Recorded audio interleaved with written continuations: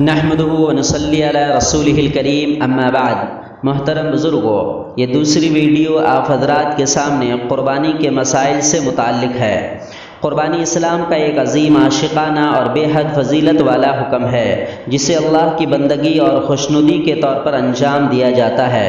حضرت ابراہیم علیہ السلام کی ایک عظیم سنت ہے۔ چنانچہ صحابہ کے سوال پر آپ صلی اللہ علیہ وسلم نے جواب یہ ارشاد فرمایا کہ تمہارے والد حضرت ابراہیم علیہ السلام کی سنت ہے۔ صحابہ کے عرض پر کہ اس قربانی میں ہمارے لیے کیا ہے، تو آپ نے فرمایا کہ ہر بال اور ہر اون کے بدلے میں ایک ایک نیکی ہے۔ قربانی کرنا ایسے شخص پر جو مسلمان اور مقیم ہو، یعنی مسافر شرعی نہیں، اور ضرورت اصلیہ کے علاوہ بقدر نصاب مال کا مالک ہو، واجب ہے، خواہ نقد مال ہو یا اسباب ہو، اور اس مال پر 1 سال کا گزر جانا شرط نہیں۔ اسی طرح تجارتی ہونا بھی شرط نہیں، بلکہ آخری ایام قربانی میں اگر کسی صورت سے مال کا مالک ہو جائے تو قربانی واجب ہے۔ اسی طرح اگر آخر 12ویں ذی الحجہ کا سورج ڈوبنے سے پہلے مسلمان ہو جائے یا مقیم ہو جائے اور بقدر نصاب مال کا مالک ہو تو قربانی واجب ہے۔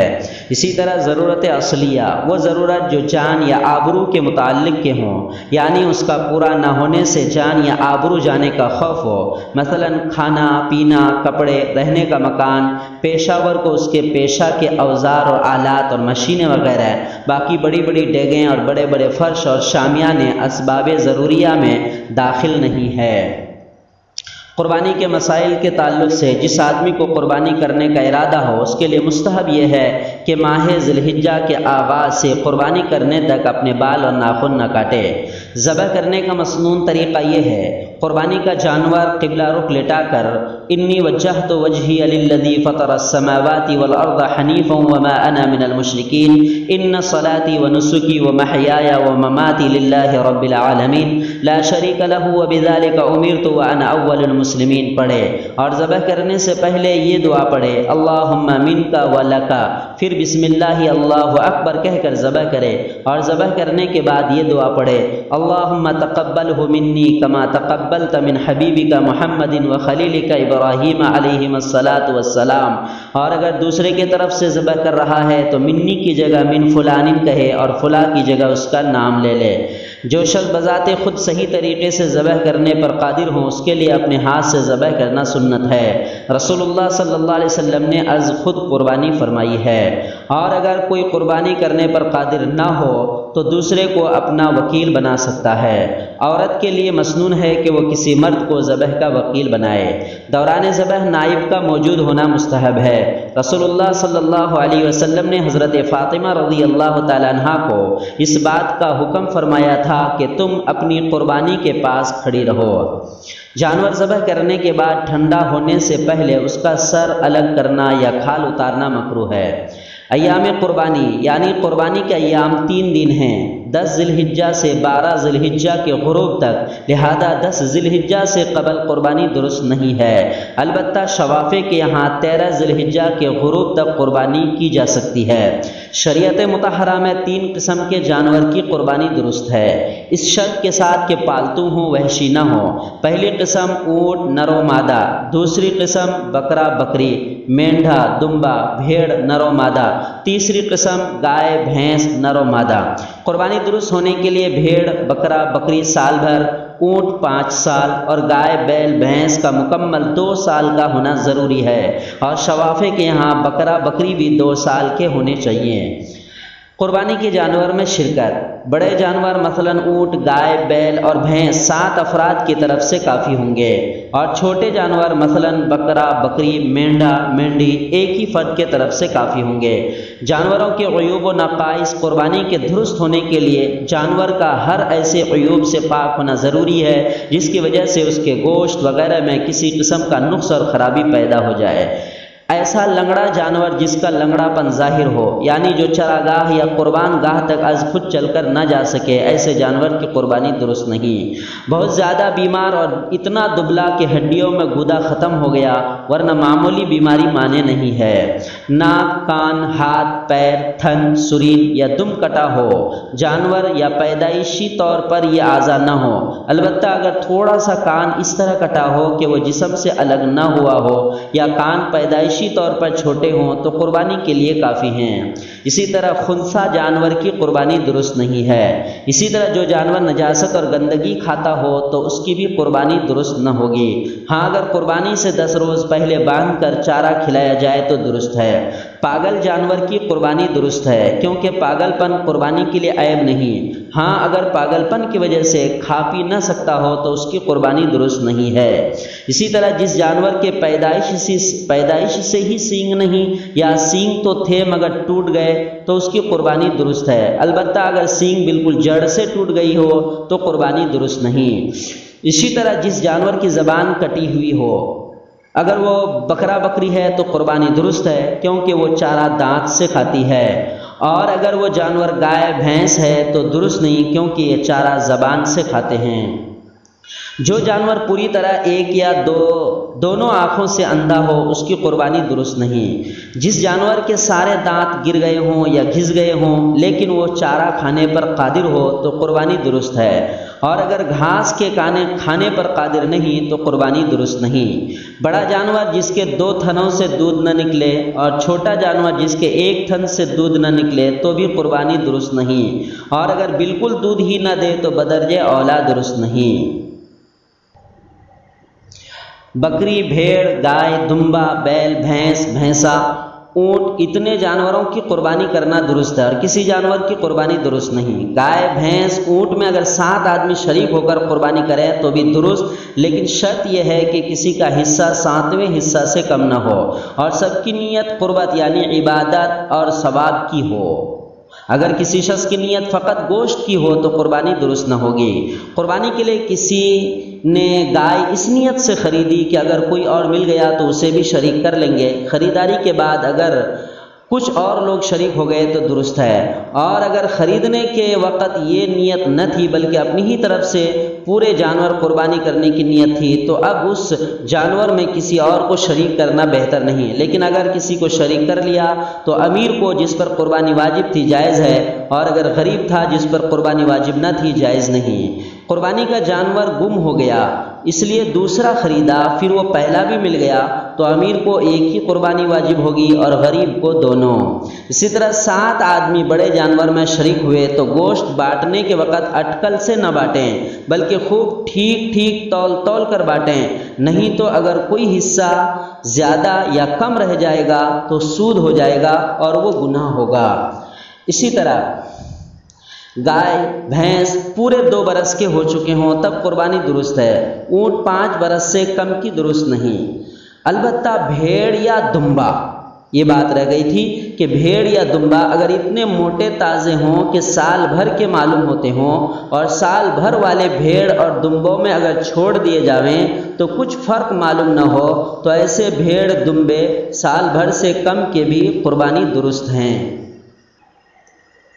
اسی طرح لنگڑا پن اس درجہ ہو کہ فقط 3 پاؤں سے چلتا ہو، چوتھا رکھا ہی نہ جاتا ہو یا چوتھے سے چل ہی نہ سکتا ہو تو ایسے جانور کی قربانی درست نہیں۔ اگر عیب خریدنے کے بعد پیدا ہو گیا ہو تو امیر کو دوسرا جانور خرید کر کے قربانی کرنا چاہیے اور غریب کو وہی کافی ہے۔ اگر کوئی عیب ذبح کرنے کے وقت تڑپنے سے پیدا ہوا ہو تو اس کی قربانی درست ہے۔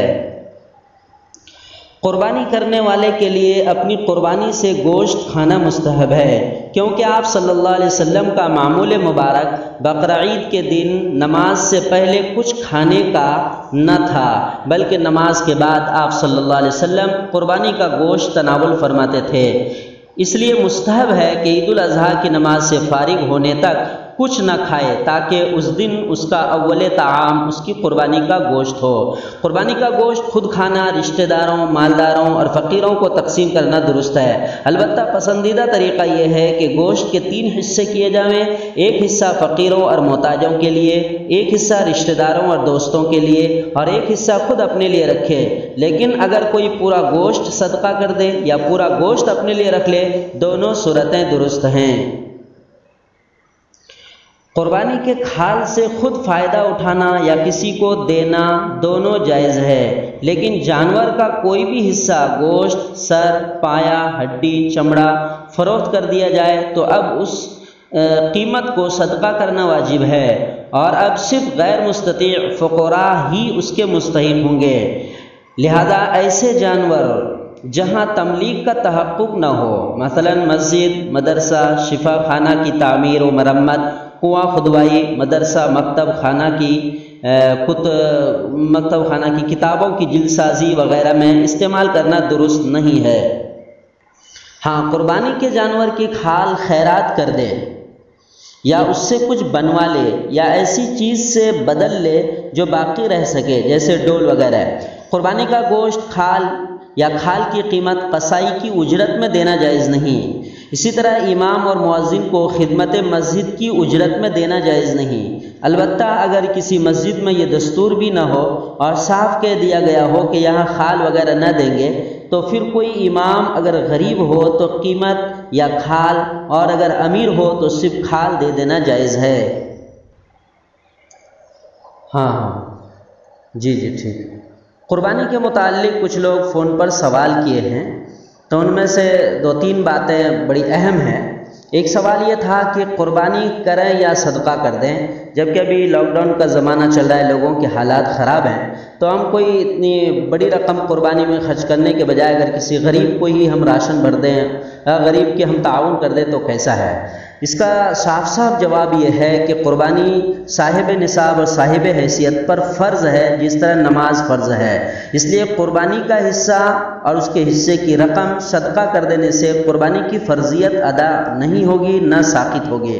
اس لیے اس کا بہتر طریقہ یہ ہے کہ جو حضرات صاحب حیثیت ہیں، امیر ترین لوگ ہیں، صاحب ثروت ہیں، وہ بڑے جانور 2-2، 3-3، 4-4 گھر میں خریدتے تھے، یعنی 10، 20، 50، 60، 70، 80 ہزار تک کے جانور خریدتے تھے، تو اس کے لیے بہتر یہ ہے کہ جی سب کے لیے واجب قربانی ادا ہو، مگر جانور بڑے مہنگے نہ خریدے جاوے۔ یہ بھی ہو سکتا ہے کہ اس میں سے جو پیسے بچیں گے اس کا صدقہ کر دیا جائے۔ اسی طرح گھر میں ٹھیک ہے 1-2 جانور لے لیا، باقی صاحب نصاب پر فرض ہے، اس لیے مکمل جانور نہ خرید کر جو حصے والی قربانی ہے اس میں چونکہ رقم کم خرچ ہوں گی اور کم لگیں گی، اس سے واجب قربانی بھی ادا ہو جائیں گی۔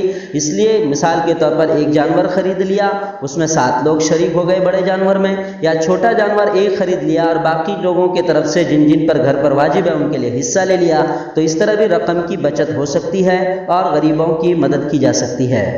ایک صاحب نے سوال کیا کہ جی ہمارے پاس زیورات تو ہیں کچھ جو صاحب حیثیت ہونے تک ہم پہنچ جاتے ہیں، مگر کیش ہمارے پاس کچھ نہیں ہے، تو کیا اس صورتحال میں ہم قربانی نہ کریں تو چلے گا؟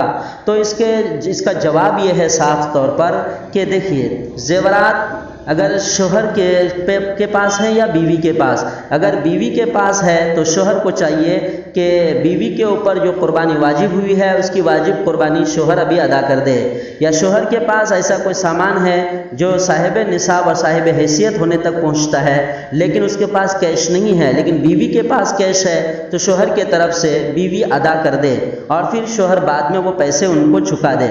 بہرحال اس کا ایک طریقہ کار یہ بھی ہے کہ مثال کے طور پر اگر ہمارے پاس زیورات ہیں یا اور کوئی چیزیں ہیں لیکن پیسے کیش میں نہیں ہیں، تو ضروری نہیں ہے کہ جی کہ 10,000، 12، 15,000 یا 20-25 ہزار کا بڑا جانور لے کر ہی ہم قربانی ادا کریں، ضروری نہیں ہے، بلکہ حصہ لے کر ہی جو واجب قربانی ادا کرنی ہو وہ ادا کر سکتے ہیں، کوئی مشکل نہیں۔